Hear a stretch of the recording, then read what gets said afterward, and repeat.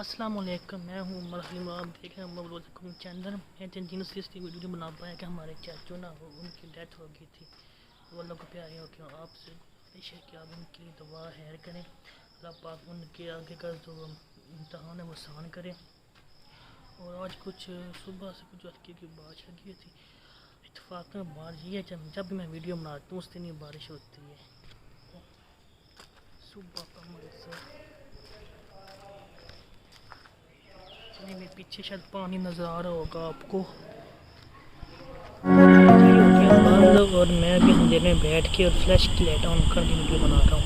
तो ये क्या क्या करना पड़ रहा है। अभी बहुत ही मज़े की और ठंडी ठंडी हवा चल रही है। बड़ा मज़ा आ रहा है करम से। आप बताएं आप क्या कर रहे हैं।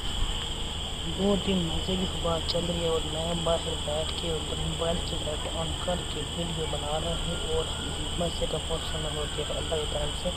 और आप बताएं आपको ऐसा वीडियो बनाने कभी बनाने का मौका मिला है अंधेरे में। मेरे बहुत मज़ा आ रहा है, फर्स्ट एक्सपीरियंस है।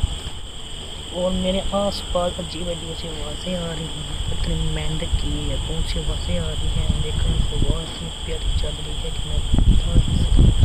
हमें लाइट है कि खाना खाएँगे तो सुबह इंशाल्लाह सभी को ब्लॉग में पाएंगे। अपना ख्याल रखिएगा, दुआ में जो याद रखिएगा।